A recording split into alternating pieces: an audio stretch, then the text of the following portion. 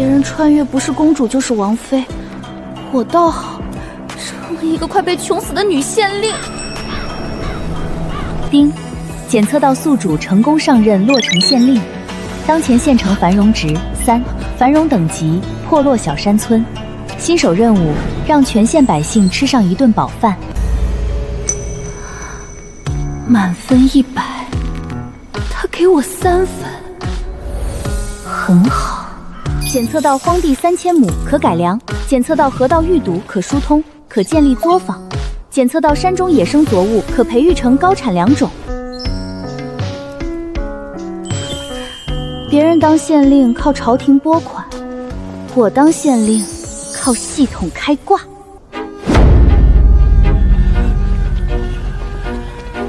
又来一个做样子的。女县令又如何？洛河县这个烂摊子，谁都救不了。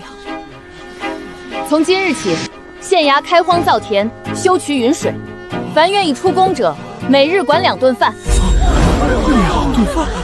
大人，你说真的？县衙粮仓都空了，哪来的饭？山上有能吃的东西。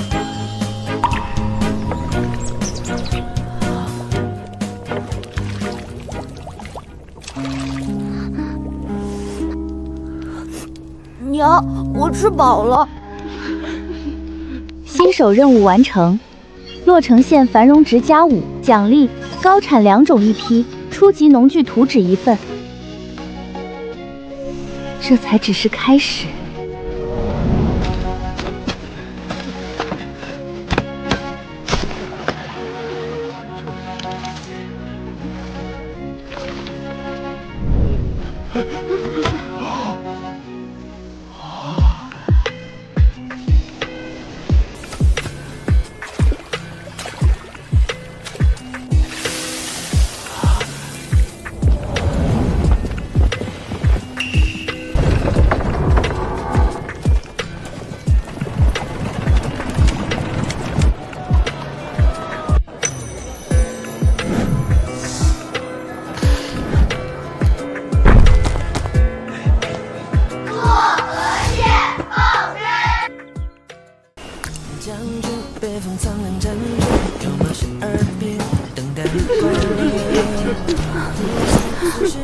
大人，别走，洛河县不能没有您啊！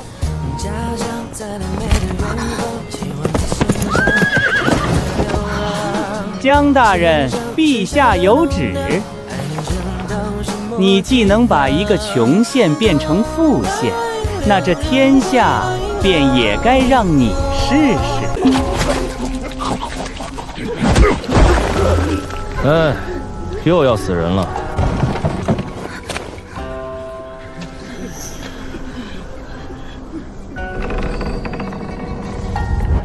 江大人，洛河县欢迎你，只不过这地方不太欢迎活人。先带我看粮仓。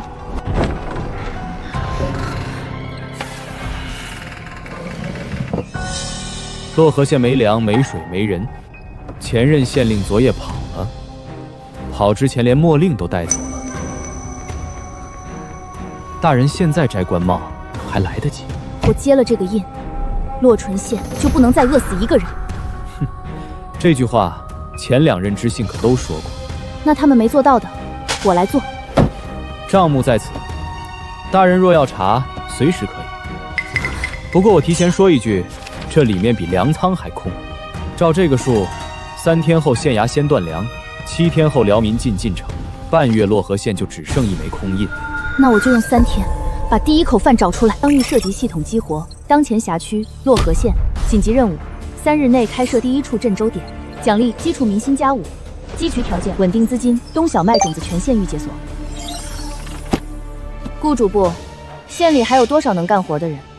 能干活的100来号，愿意干活的1个都没有。那就让他们愿意。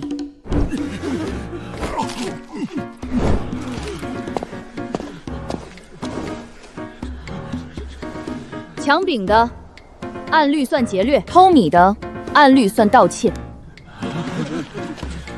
但洛河县现在缺人干活，从今天起，凡犯事者，以劳役抵刑。干活期间，县衙管饭。大人，粮仓是空的。官府又想骗我们卖命！3日内，第一锅粥开不起来，我摘官帽给你们烧火。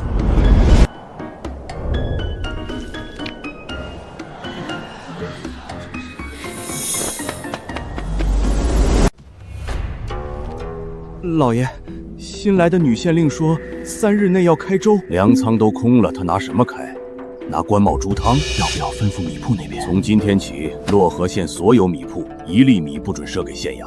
他想做活菩萨，我就让他先知道这洛城县的粮姓孙。大人，看这些文书的人，前2个一个疯了，一个投井了。那就把井也查了。大人，出大事了！城南赵家，赵烈把他爹杀了。赵老爷子当场断气，赵烈浑身是血，抱着他娘跪在院子里，说他爹打了他娘20年，今天差点把人打死。带我去现场。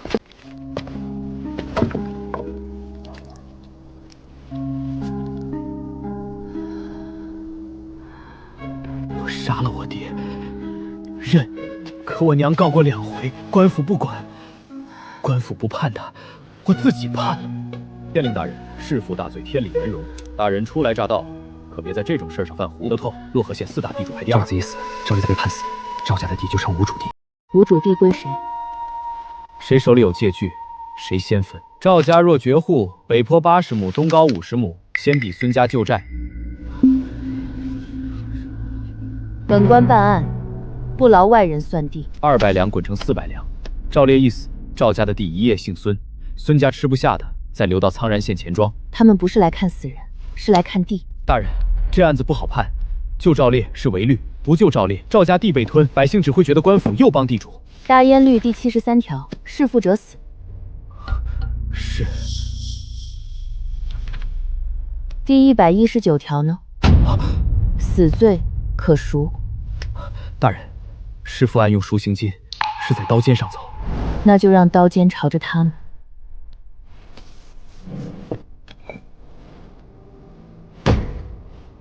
请孙德厚、钱有田、周伯年明日携账簿至公堂旁听。赵老爷子平时在家什么样？本官问你话。隔3差5就能听见赵家婆娘哭喊，有时候半夜也能听见。上个月，赵老爷子喝醉了酒，拿烧火棍把他婆娘从屋里打到街上。赵婶婶来我家戒烟，手背全是烫伤。她还说，若她死了，别告诉赵烈。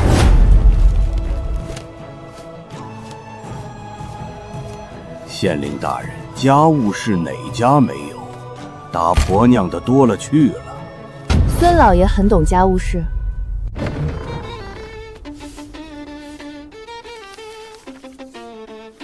赵母确实告过2回，第1回，赵老爷子提了2坛酒来，前任县令让他回去了。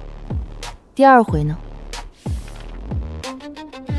他断了3根肋骨，爬到县衙门口，前任县令说，夫妻之间，官府不便插手。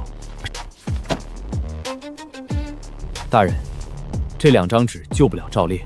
我没说只用这2张纸。那还用什么？用孙德厚的贪心。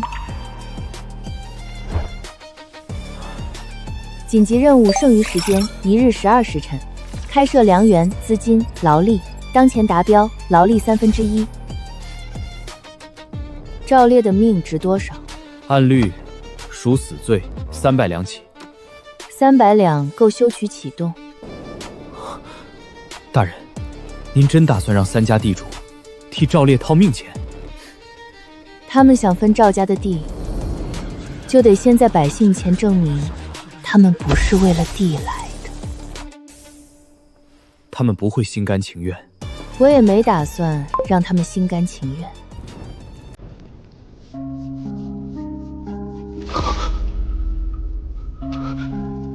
大人明日要判我死，你杀父属实。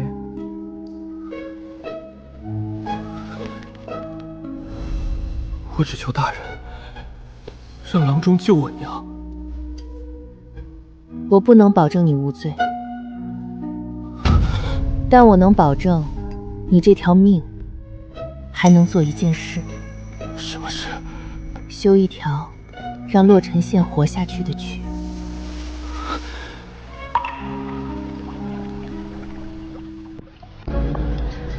你信不信，半炷香内，女签官就得按孙老爷的意思判。他要是说今晚的粥也没了。大人，三家都来了。坐得越近，输得越清楚。哼！带赵烈上堂。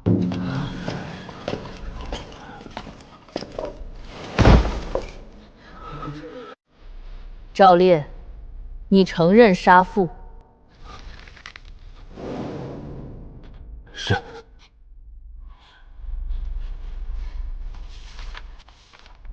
可有冤屈要诉？诉过2次，一次我娘被送回家，一次她断了3根肋骨。大人，我不诉了。赵烈杀父数十，按大燕律第73条，当判死罪。然，大燕律第119条，死罪可赎。本官裁定，赵烈事出有因，准以赎刑金代死，赎刑金300两。赵家现在连棺材钱都拿不出来，300两拿命凑啊！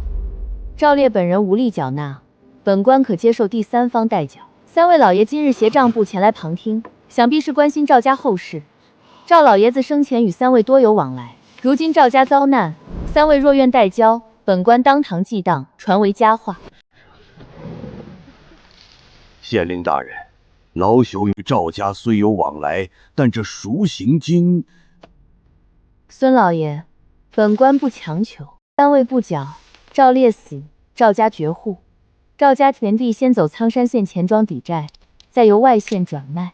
3位在洛水县的旧账，一文也未必收得回来。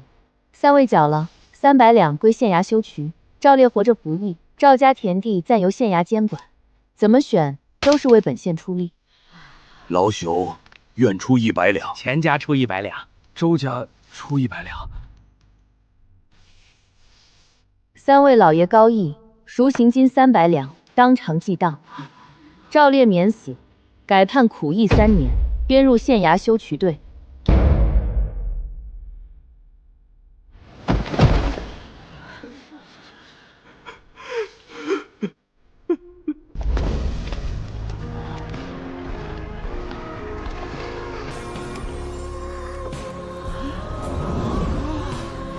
第1锅粥开了。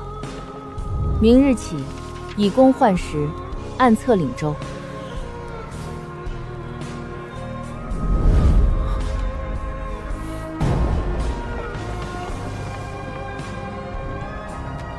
老爷，这100两，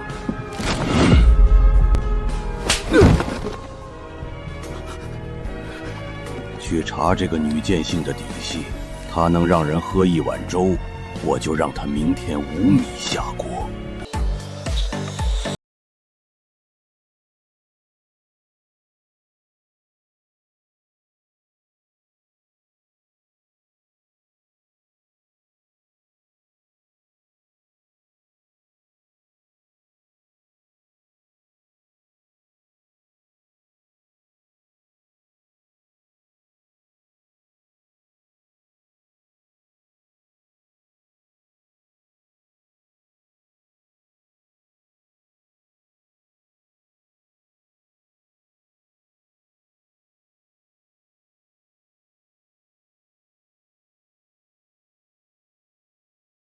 往西凉20丈打标桩。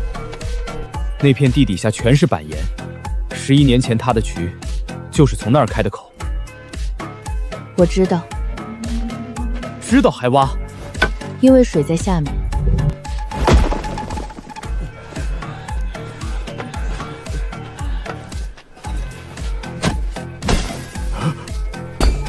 顾主簿，这底下全是板岩，您确定县令大人说的是这儿？我饭也不干了，这是让我给女县令陪葬。我这条命是大人从公堂场上捡回来的，他让我挖，我挖。你欠他命，我们可不欠。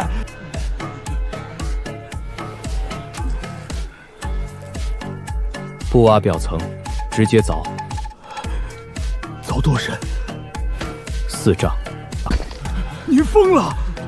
县衙给50文，我个人再添10文，凿不出水，这钱从我棺材本里扣。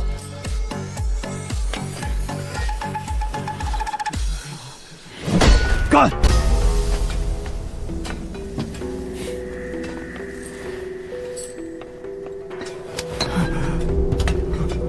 你们顾诸部要是真挖错了，可别怪孙老爷没提醒你们。孙老爷怎么知道这儿挖错？11年前死了多少人，你们没听过？顾主簿，坡上有人。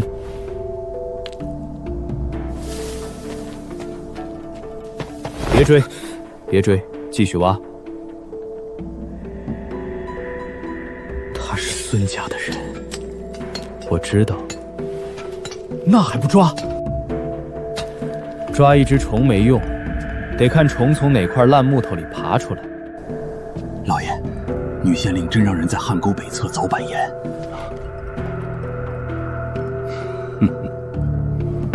那地方连草都不长，他去哪里找水？老爷，要不要让人去搅了？不用，让他凿。300两砸进石头里，比砸进我手里还香。等他凿不出水，流民第一个撕了他。不过派人盯紧，他若真有半点动静，立刻告诉我。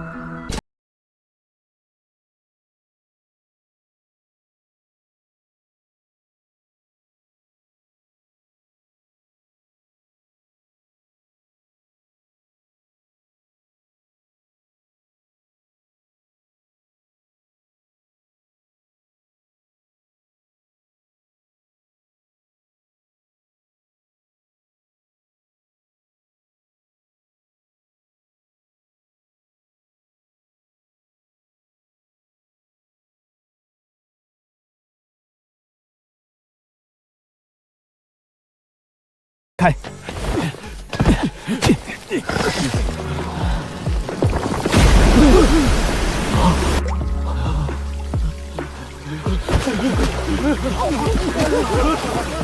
我在漯河县30年，第一次见地里吐水。围起来，任何人不得外传。这么大的喜事，不告诉百姓？大人说过，活菩萨守不住水。大人，出水了！汉沟北侧出水了。稳定水源已确认，繁荣度加10，当前繁荣度17分之1万。冬小麦种子正式解锁，播种条件：稳定水源3分之，可耕地0分1，劳力1分1。消息压住，不准外传。大人，这是好事儿啊！好事漏早了，就会变成祸事。水量够浇300亩地。我知道。您怎么知道那底下有水？顾主簿，我看地有时候比看人准。那您看孙德厚呢？一块块裂的石头。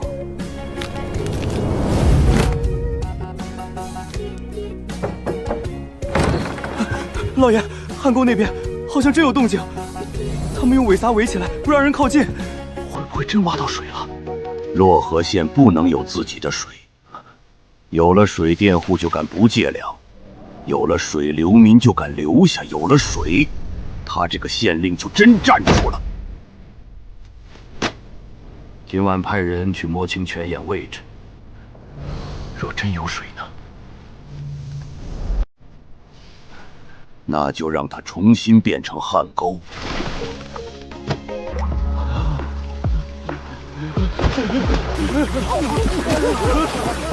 我在洛河县30年，第一次见地里吐水。围起来，任何人不得外传。这么大的喜事，不告诉百姓？大人说过，活菩萨守不住水。大人，出水了！汉沟北侧出水了。稳定水源已确认，繁荣度加10，当前繁荣度17/1000000，冬小麦种子正式解锁。播种条件：稳定水源1/3，可耕地1/1，劳力1/1。消息压住，不准外传。大人，这是好事儿啊！好事漏早了，就会变成祸事。水量够浇300亩地。我知道。您怎么知道那底下有水？顾主簿，我看地有时候比看人准。那您看孙德厚呢？一块块裂的石头。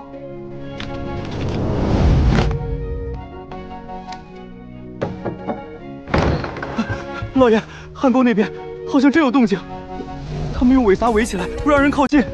会不会真挖到水了？洛河县不能有自己的水，有了水佃户就敢不借粮，有了水流民就敢留下，有了水，他这个县令就真站住了。今晚派人去摸清泉眼位置，若真有水呢？那就让它重新变成汉沟。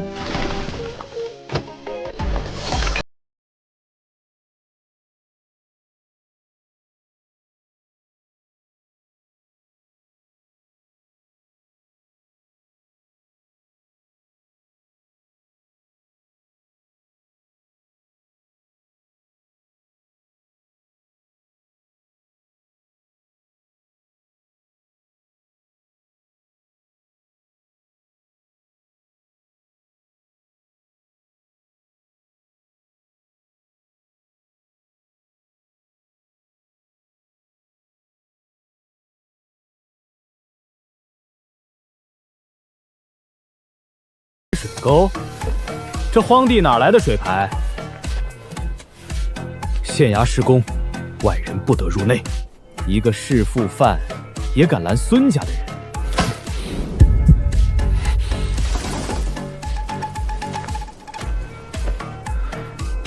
他现在是县衙苦役，归我管。你们若想进去，拿县令手令来。顾主簿，你以前可不是这么硬气的人。以前洛河县也没有水。以后他们骂你，不必动怒。为什么？你活着，就是他们最不想看到的事。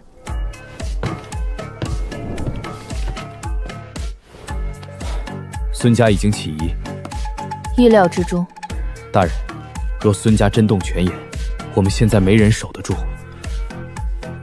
所以要先把人变成县里的人。什么意思？文书房。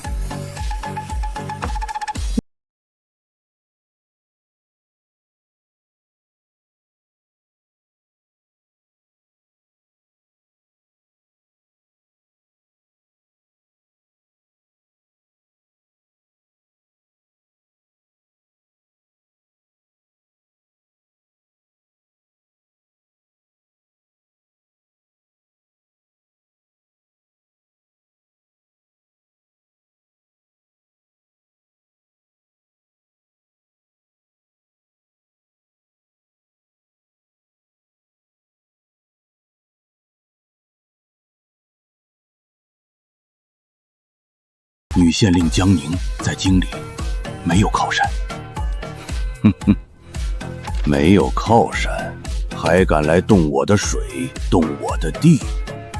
那泉眼那边，先不急，他若只是挖出水，弄他容易；他若敢查田册，就不能只动他。老爷的意思是，要让他名声臭，人心散，到时候不用我动手，洛河县自己就会把他赶出去。盯紧县衙，他找什么人查什么账，我都要知道。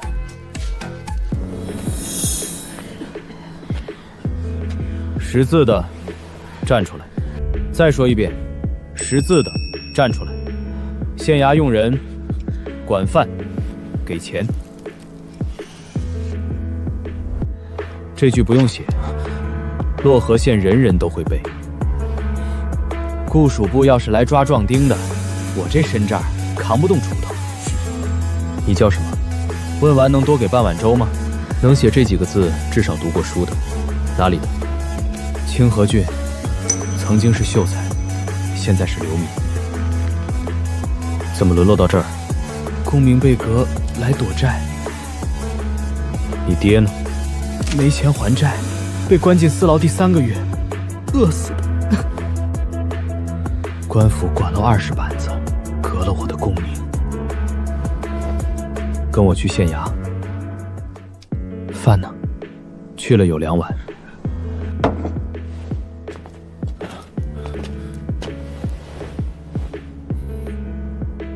不饿。先泄气，饭能骗我1次，官府能骗我1辈子。洛河县给你临时户籍，你给洛河县当文书，管保，月俸800文，干满1年，户籍转正式。800文，差役月俸才500文，你给我开800文？500文买不到院士第3。我功名被革，不能入仕。文书不是官，是吏，吏走县衙自聘，学政管不着。你要我做什么？核这些数，每1亩地的实际归属，每一笔借贷的利息和还款记录，重新造册。孙德厚480亩，这个数不对。去年大旱之前，清河郡梁上跟我提过，孙家在洛河县最多300亩，多出来的180亩，8成是汉末后用高利贷从小户手里吞的。孙家3年前确实只有302亩。旱灾不是天灾，是他们的收割季。吃饭，吃完去文书房报到。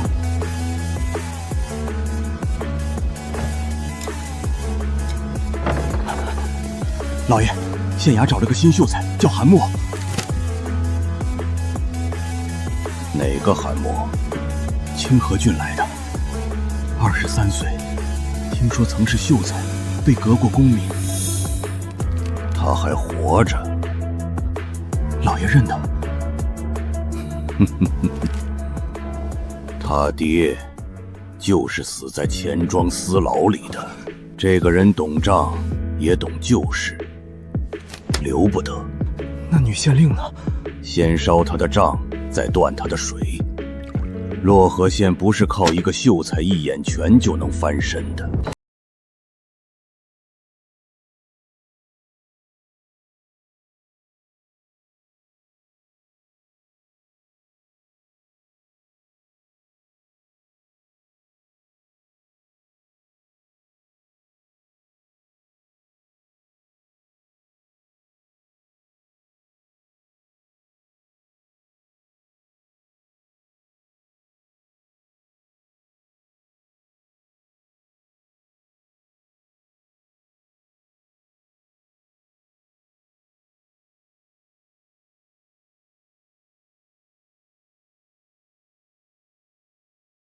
便入修渠队，不能干重活的，城内帮工。10岁以下孩子，单独造册。造孩子的册是要卖我们孩子吗？谁敢卖孩子，我第一个砍他。造册是为了发粥，没名没姓，明天你孩子被人抢了粥，都找不到人。我没有名字。那今日起，先记作小满。等你识字了，自己给自己改。有钱就买，没钱就走。县衙要养流民，可别来找我们米铺。昨儿还有粥，今天米价就翻倍。米铺为何涨价？今年粮少，价自然高。孙家的铺子，韩墨呢？在文书房。让他查这家米铺过去3年入粮出粮。今日米价先记下，明日若查出囤积居寡，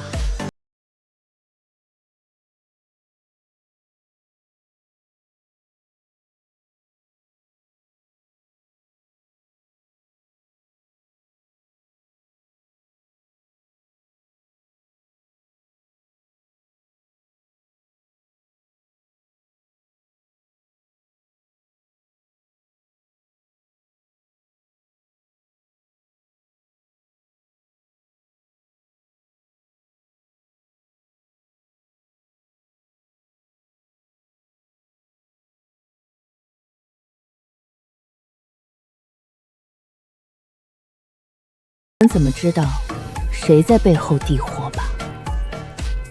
大人，拿自己县衙做饵，胆子够大。你害怕？怕饿，不怕火。今晚等火。老爷，查清了，泉眼在汉沟北侧，县衙今晚守得松。文书房呢？东厢，韩墨也在县衙。一拨人去泉眼，拿石灰和碎土填了；另一拨人去县衙，把文书房烧干净。韩墨若在，一起烧。若被拦，就说是苍山县送文书的夜差。老爷，这东西，洛河县令的水本就不该活。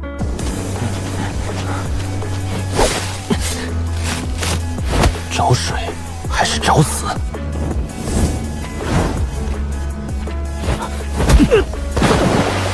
拿下！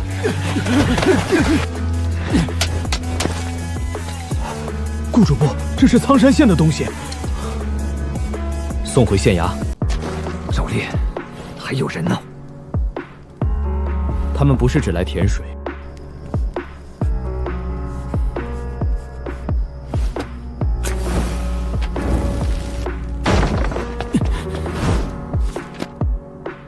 来的比我想的慢。孙德厚让你来的。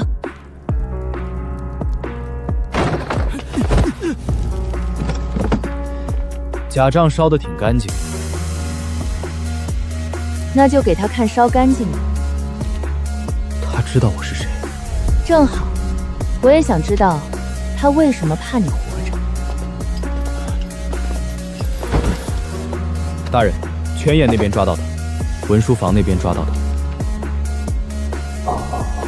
一个填泉眼，一个烧账册，还有苍山县。说，谁让你们来的？我杀过人，不怕多背一条。赵烈，是孙副管家，他给的腰牌说洛山县的水不能流，上头是苍山县那边的意思。果然不是天才。顾主簿，备堂鼓。大人要升堂？不，去孙府，请孙德厚来县衙喝茶。一大早的，顾局补这是做什么？孙老爷，县令大人有请。我若不去呢？那下官只能按扰乱赈济、纵火毁册、破坏水源3项嫌疑，请您带家回去。顾青州，你在洛河县8年，应该知道站错队的下场。知道。所以这次，我想站个能赢的。好，我倒要看看，这位女县令凭什么审我？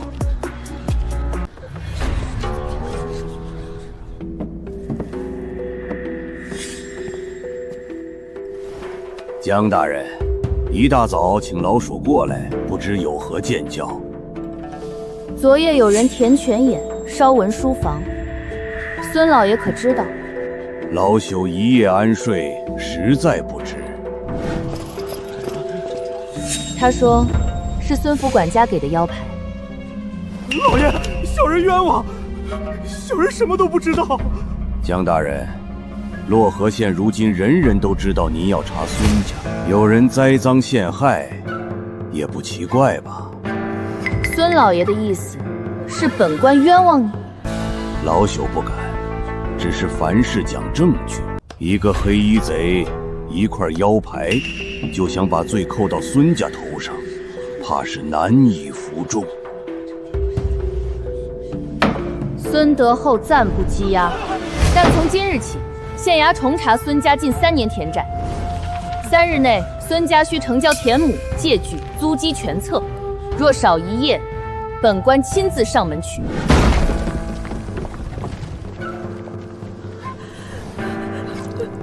这条路是孙老爷家的地，你们修渠占地，不给钱还敢运石料？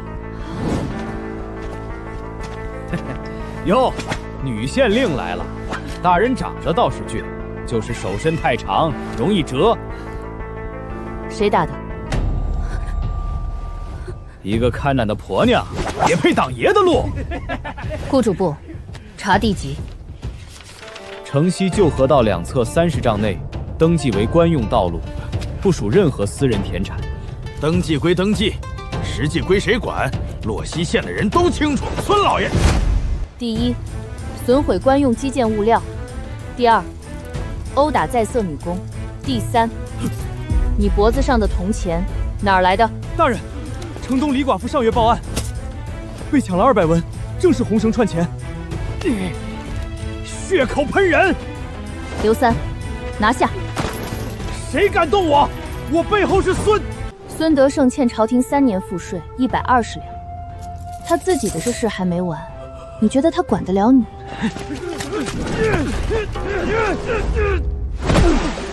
江宁，你敢动我，孙老爷不会放过你！你有2个选择：第一，损毁官用设施、殴打官役、入室盗抢，3罪并罚，杖80，流3000里；第二呢？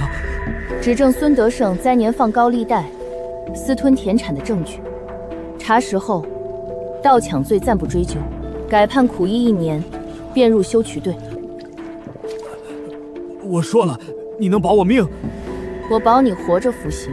孙家的借据不在账房，在后院祠堂地窖，铜箱里3把锁，钥匙1把在孙德胜身上，1把在管家身上，还有1把在祠堂神龛底下。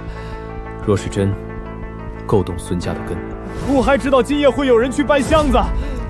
孙老爷一听我被抓，肯定会转移借据。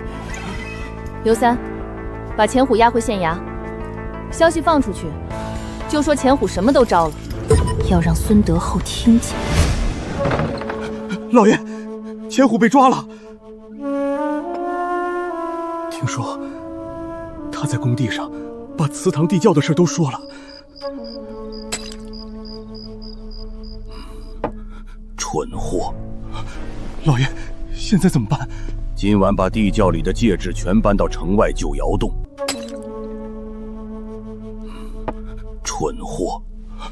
老爷，现在怎么办？今晚把地窖里的戒指全搬到城外九窑洞。现在搬，县衙会不会盯着？江宁等的就是我不动。哼，他没搜查令，进不了孙府。只要其东西出了孙府，他就没有证据。让人走西门，别走官道。是。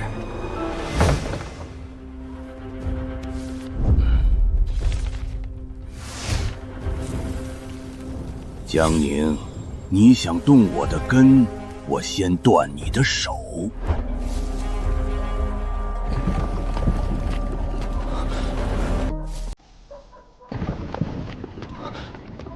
快点！老爷说天亮前必须送出城。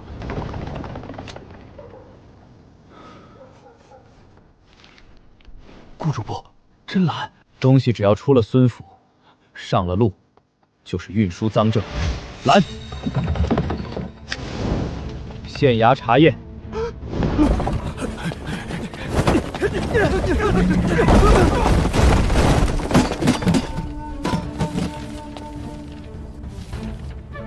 岳西6坟，抵押祖坟地，全带回县衙。孙家3年内放贷176笔，超过法定月息的121条，已田产抵押的47笔。吞了多少地？粗算至少230亩。系统任务刚好要200亩。隐藏任务：侵占田木更新，任务可结算，是否立即结算？大人，还不够。 230亩还不够。孙德厚只是洛河县一块石头，我要看看这块石头下面还压着谁。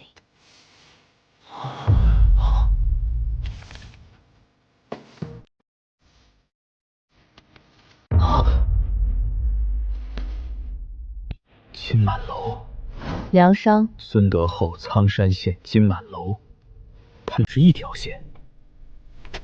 至少。 他们曾经想让洛河县一直饿着。老爷，望路被县衙劫了。废物！老爷，借据若落到江宁手中，那就让他变成假账。明日召集所有欠债的人，谁敢承认孙家放高利贷，就让他家今年1粒粮都买不到。金满楼那边，送信，告诉周掌柜。 洛河县的粮1粒都不能高价收，江宁想用账本杀我，我就用粮价杀他。大人，一个申诉的都没有。孙德厚放话了，谁敢告孙家，谁家今年买不到粮。金满楼楼若压价，洛城县就算丰收，也换不来银子和农具。他们不来，我们去请。 请谁？王铁匠，借粮3担，月息5分，抵押祖传铁铺那个。对，他不敢为自己出头，那就让他为洛河县的农具出头。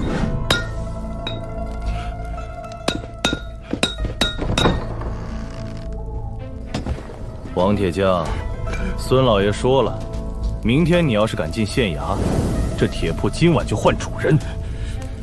欠债还钱，天经地义。王铁匠，你要是还不起，就把铺子交出来。我借的是30两，已经还了60，怎么还要我铁铺？白纸黑字，你按了手印。这张纸，本官看的。江大人，这是民间债务，月息5分，是民间债务还是违法高利？ 王铁匠，30两，按法定月息3分，到今日该还多少？韩墨，3审本粮，按3分息，最多还41桶。王铁匠已经还6桶，孙家倒欠他1桶9桶。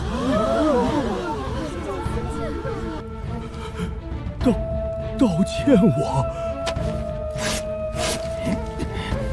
你敢撕孙家的气？违法之气，不受官府承认。 今日审孙氏田债案，第1案王铁匠。王铁匠借粮3担，还粮6担，按大烟履超过法定利息部分作废，孙家需退还1吨9吨。江大人，那借据是王铁匠自己按的手印，你说作废就作废？违法条款作废，那欠债的人岂不是都能赖账？本金和合法利息照还，非法利息作废。孙老爷听不懂，本官可以让韩墨给你算一遍。 孙老爷若愿意，我可以从第1课算到第176笔。李二牛借银1两，已还2砖3钱，孙家倒钱3钱。陈六娘借粮2土，抵押半亩采地，违法抵押作废。赵大户借银3粮7钱，月息4分，超出部分作废。原抵押水田暂不转移。大人，我家也有借据。借粮1斗，抵押物女儿小满。 我男人死了，孙家管家说我还不起，就把小满带去做丫头抵债。以人为底，按律论买卖人口。这不是我写的。管家呢？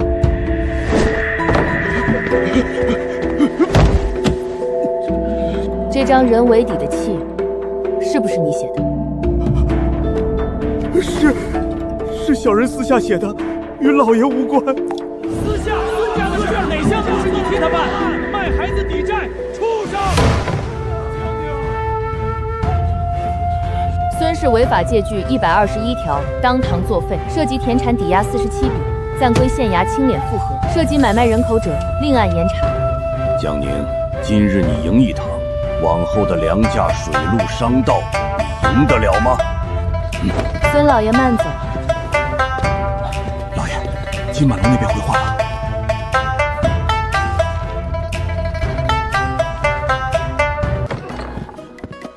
大人，今日又来了37户，都是拿着借据来的。孙家只是第一家，钱家、周家也有人来告。大人，要不要一起审？不急。为何？孙德厚还没真正出招，他昨天下堂时太安静了。他会从哪里下手？粮。大人，米铺全涨价了，孙家、钱家、周家的铺子一起涨，粗粮翻3倍。昨天还100文，粮少价高，买不起就别买，买不起就别买。孩子2天没吃干的。江大人，买卖自愿，官府不能强买强卖吧？开仓。什么？本官怀疑你囤积居席，扰乱赈济，开仓查田。我们铺子的粮都是私产。灾后赈济期间，私粮不得恶意哄抬。顾叔宝，念律。饥荒灾年囤粮抬价者，每其粮3成，罚银50两；情节重者，徒1年。开。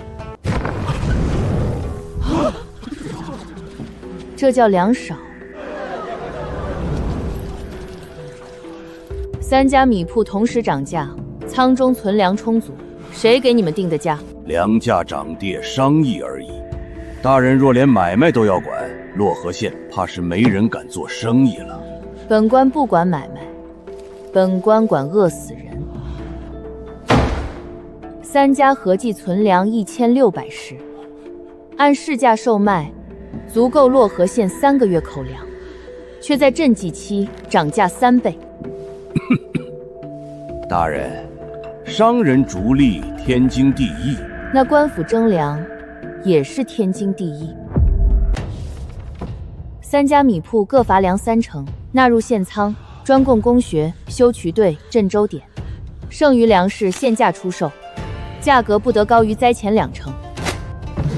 你敢抢粮？孙老爷慎言，本官是在救市。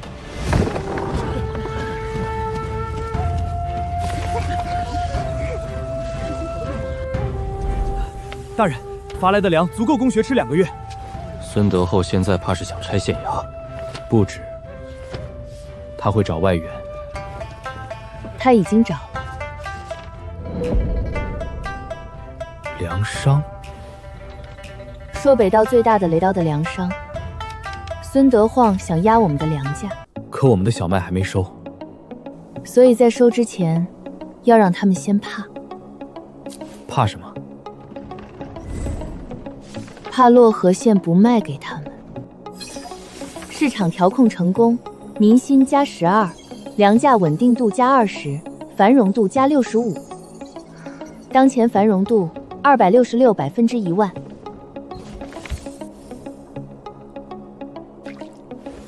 金满楼粮商，秋粮定价。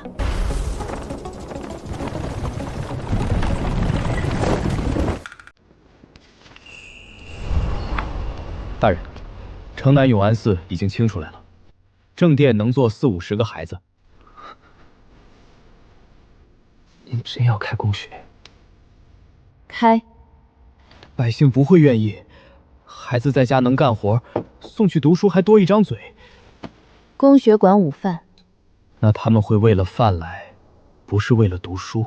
先让他们进门，进了门，饭是饭，字是字。先生呢？我洛河县还有第2个秀才，我被革过功名。正好，你最知道读书被人夺走是什么滋味。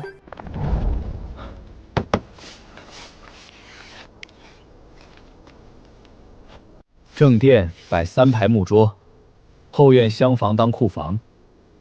若管午饭，灶要搭在东角，风往西吹，烟不会呛孩子。看不出你还会这些。穷过的人都知道风往哪边吹。认字、算术、量田，只教这3样。不教经义，他们先要活下去。教良田，是为清简田亩备人，也是为他们自己。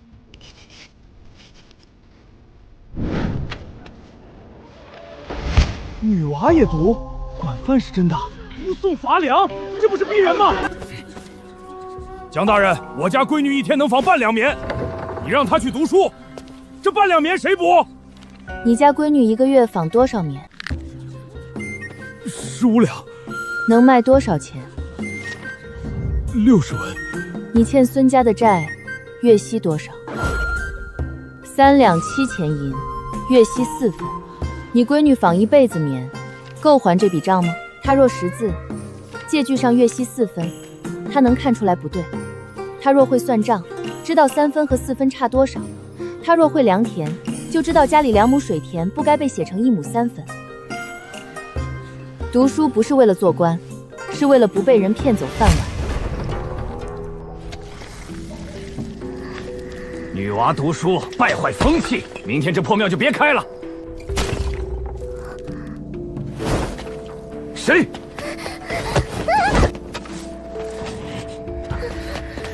放开他！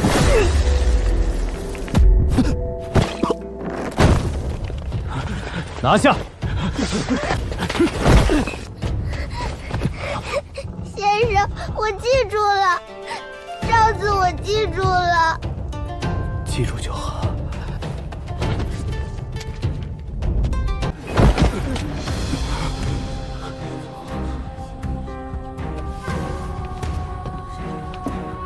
谁给你的？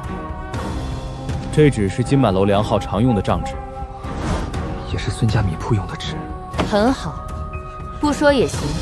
按夜闯公学，先账40。是孙家米铺的掌柜，他说只要公学开不成，金满楼就会照旧收孙家的粮。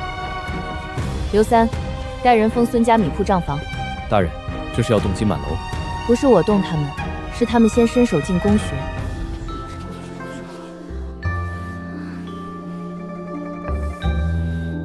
今日第一课，认识自己的名字。姓赵的站起来。我姓赵。好，以后任何契约上若写着你的名字，你要自己看，不许随便按手印。昨天19个，今天47个，明天会更多。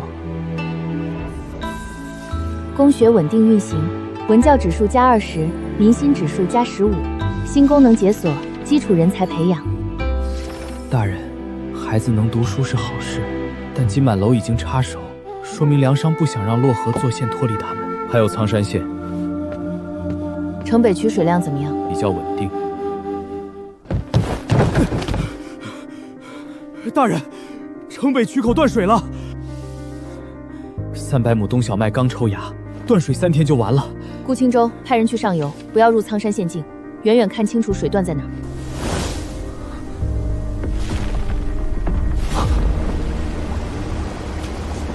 再加固1层，洛河那边一滴水也别想流过去。这坝若塌了怎么办？塌？洛河县都快饿死了，还有人来拆不成？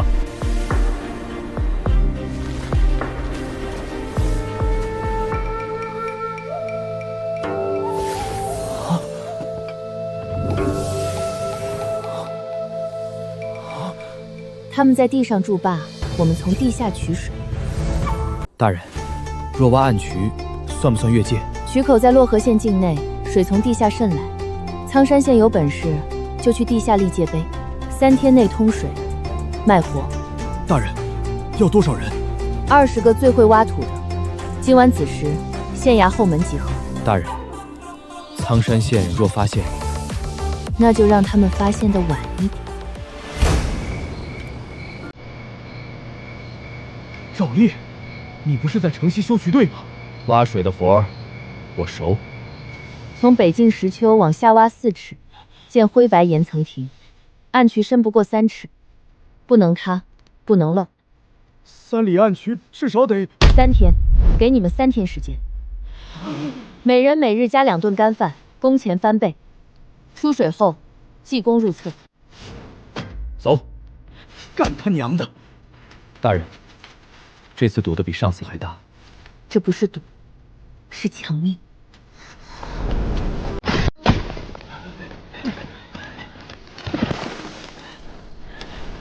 轻点儿，地面不能鼓包。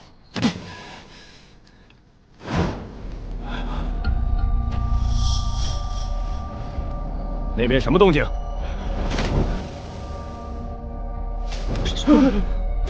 是兔子，走，继续。3天，不用你提醒我。麦叶卷边，再断1天，灌浆会停。刘三那边还没消息。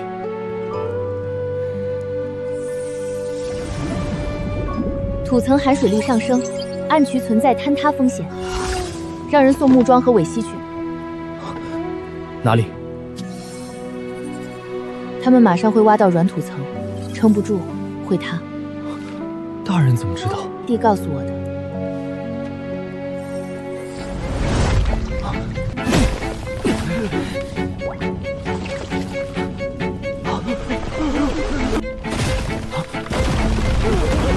赵烈！程木，程木！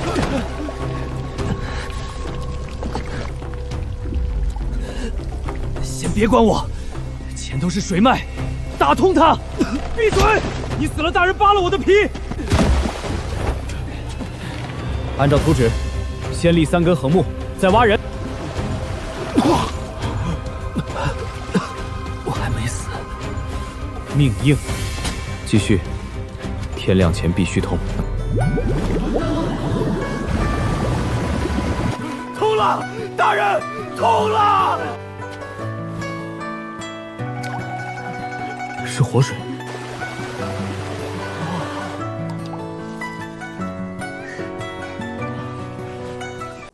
暗渠工程完成，北境水源恢复率78%，繁荣度加45，当前繁荣度357粉1万。附加效果：苍山县青石斜蓄水坝因底层渗流加剧，7日内坝体软化，14日内存在溃坝风险。大人，苍山县的坝会自己说话。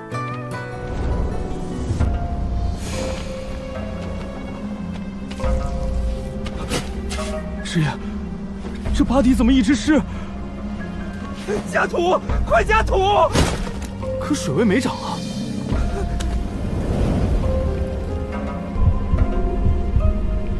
不可能！派人去查洛阳县那边是不是动了水？可他们又没来拆坝。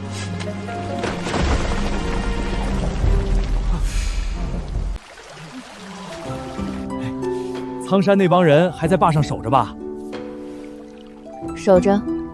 他们还不知道水从脚底下跑了？大人，苍山县坝若真塌了，会淹他们下游田。筑坝截流的是他们，坝基不稳，也是他们自己选的。等坝塌，他们会来求粮吗？他们会。那我们借吗？借，但不白借。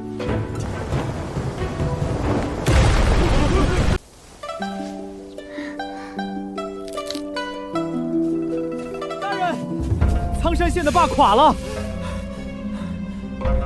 垮了多少？全垮，下游800亩水田被冲了，粟米泡烂一半。苍山县令在衙门里摔了茶具。还有，金满楼的周掌柜到了，说要提前验货。让他看。现在让他看产量，会不会？就是要让他知道，洛阳县不是求他收粮。42、45、48。掌柜，这亩产怕是朔北第一。江大人，金满楼愿意收购洛河县新麦，价格嘛，按今年朔北道上等卖价。我们不卖散粮，洛河新麦只签独家种粮代理，种子不外卖，粮食按批走。金满楼若要拿3样东西换，哪3样？银子、耕牛、农具。第一批4200吨，7成入县仓，3成外售。外售部分，金满楼可优先采购，但每采购100吨配1头耕牛，10套铁农具。江大人，这价太狠了。狠吗？那你可以不买。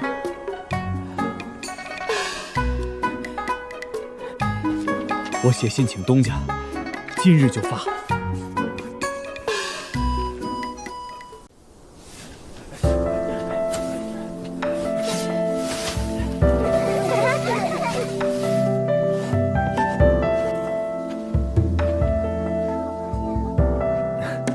写歪了，能认，能认就行。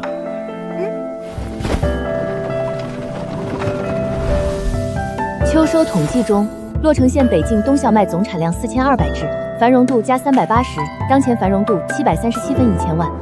成就解锁荒地拓田者，奖励2级农具图纸乘1，耕牛购置令乘3。府衙一定会来查，让他们查。今年赋税差多少？至少1000亏。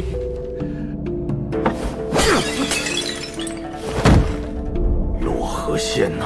听说丰收了，4000多畝。洛山县新县令江宁已经和金满楼议价了。去洛河。大人亲自去。我不去，官帽就没了。备礼，借粮。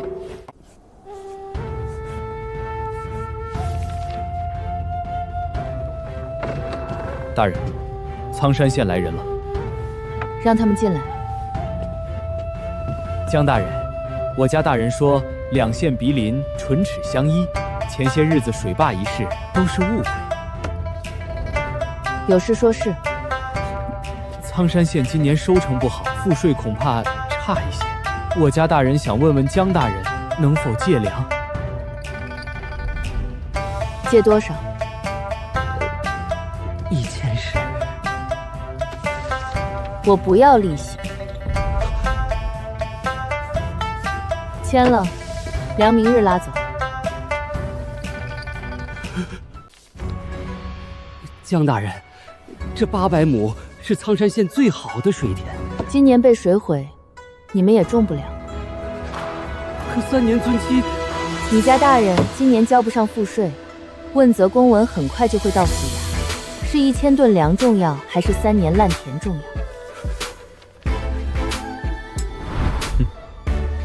我替他保官帽，他给我田，账怎么算，都是他赚。那小人先回去禀报。告诉你家大人，今晚前签字，明早出粮。过了今晚，价就不是这个价。大人，他会签吗？他没得选。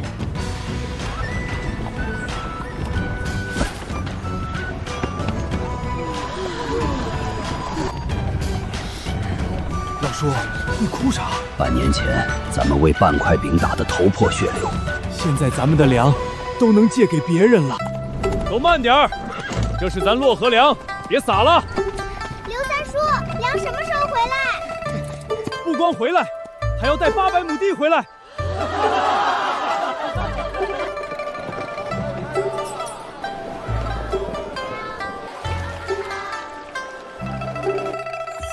洛前县当前状态脱困期，繁荣度737分之1万。已解锁区域：北境农田区、城内基础设施区；未解锁区域：东部山林、西部荒滩、南部商道。当前繁荣度仅达7%，道阻且长，请继续努力。大人，布政使视察的日子定了，在3日后。金满楼东家也会来，苍山县令8成也会跟着来装可怜。正好，一起见。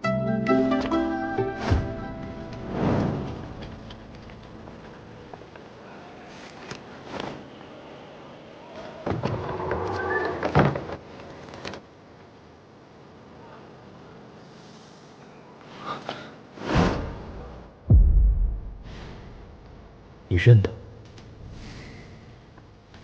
京中内廷逆位的文。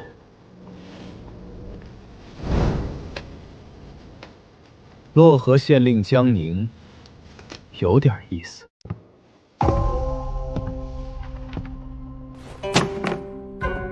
京城沈渊，做木材生意。洛回河县今年不种树。我买麦种，1000两黄金，买你北京东小麦的独家庄养权。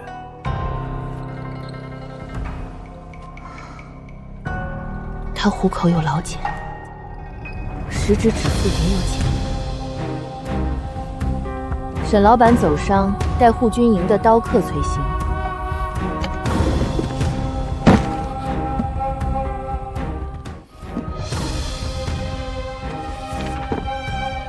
第6卷，农桑篇，官府统筹之良种，属社稷根基。私售者，杖80，流放3000里。沈老板要买，拿圣旨。江大人这是目光短浅，自断财路。漯河县的财路在田里，不在黑市。产量3倍于常理，不是天瑞便是妖异。漯河县这潭水很深，江大人小心溺水。多读2本农书，少看志怪杂菌。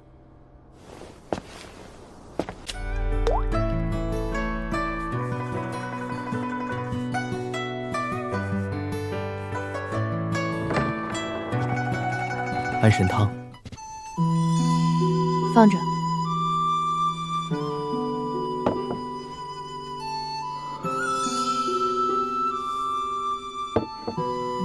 白天那个人不简单，走路带风，脚踩实地，是练家子。黄承思的暗探，来探麦种的底。你不怕？怕就不种。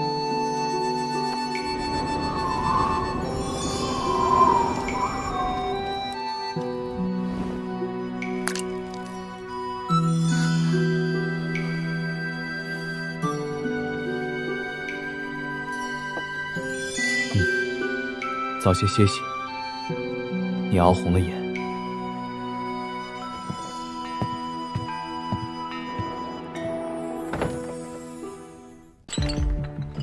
查清楚了？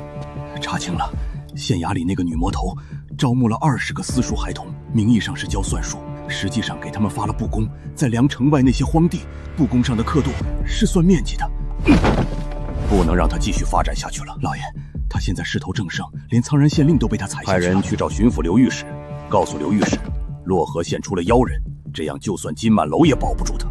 去把旧账本翻出来，3年前签的那批借据，连本带利去收。老爷，今年刚发新粮，这时候收债就是要抢新粮，带上泼皮无赖去抢麦子，我要让漯河县鸡犬不宁。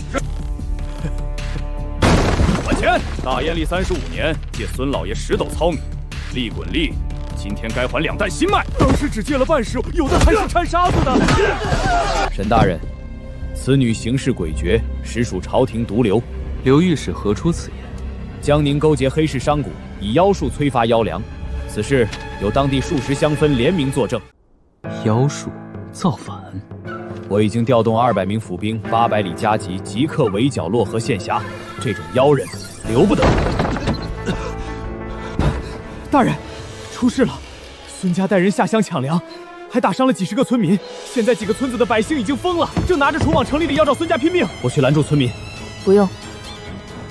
可是，再不去阻拦，百姓冲击乡绅府邸，就是实打实的暴乱。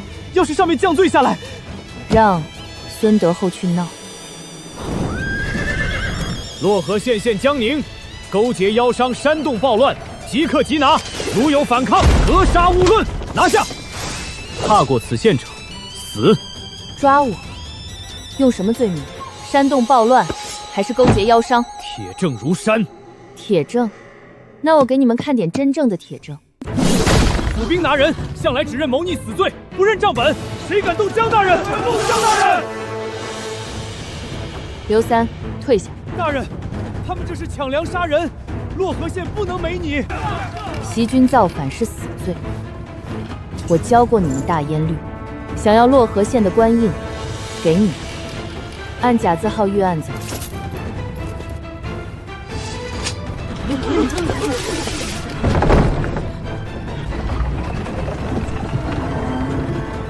砸开舱门，这些妖粮全部作为赃物收缴。滚！滚！你一个手无缚鸡之力的小白脸师爷，也敢挡道？给我往死里打！会武功，看不出来呀！一起上，砍死他！疯子，为了几十筛麦不要命了？撤！记住江大人教的步弓测绘法，不用眼睛看，只用步数算。不要回头，不要出声。莫哥放心，我们这条命是大人给的，死也2万。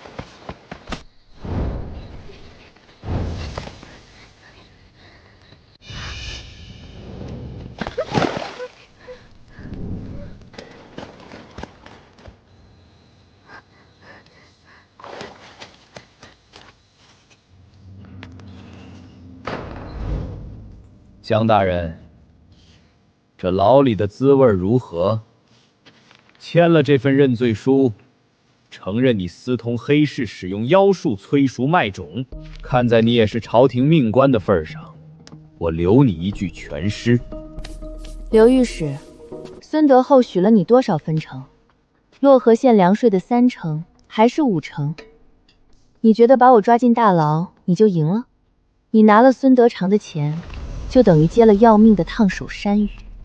你以为皇城司的沈渊为什么走得那么干脆？他在靠你填坑，等洛阳县彻底乱了，皇城司就会拿你的头去祭旗。死到临头还敢挑拨不见，不动大刑，我看你是不见棺材不落泪。刘御史，明天太阳落沙前，你会跪在这扇铁门外求我走出去。狂妄！我们走着瞧。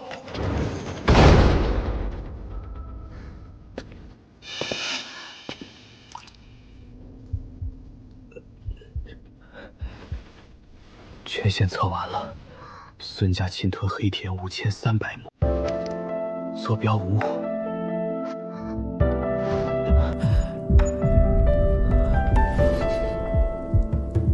孙德厚去抢粮了。去了，但没让他们碰着舱门。护粮重伤，算公招吗？顾青州，我原本打算走程序，用经济罪判他们倾家荡产，但我现在发现程序太慢了。